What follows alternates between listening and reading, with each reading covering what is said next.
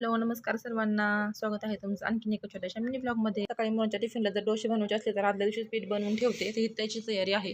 सकाळी छान मुलांना डोसे आणि बटाट्याची भाजी केली. सायराच आवरून वगैरे स्कूलला चाललेला आहे. मुलं शाळेत जाताना मी रोज त्यांना चंदन टिक्का लावते, कारण चंदनाचा सुगंध इतका छान होतो की दिवसही छान जातो. त्याला स्कूलमध्ये सोडून घरातले सगळे काम आवरून आम्ही निघालो शाळेचा युनिफॉर्म आणि पीटी ड्रेस आणायला. मुलांची बॅग, पाण्याची बॉटल वगैरे आधीच घेतलं होतं, पण युनिफॉर्म राहिले होते ते घेतले आम्ही. तर बघू शकतो तुम्ही दुकानामध्ये आलेलो आहोत. रेड कलरचा आहे पिल्लूचा युनिफॉर्म स्कूलचा, आणि पीटीचा ड्रेस घ्यायचा होता, तो इथे भेटला नाही. त्याच्यासाठी आम्ही 2-3 दुकानं शोधली. दोघांनाही पीटीचा ड्रेस घ्यायचा होता, तर ह्या दुकानामध्ये अवेलेबल नव्हता, तर आम्ही 3-4 दुकानं शोधली.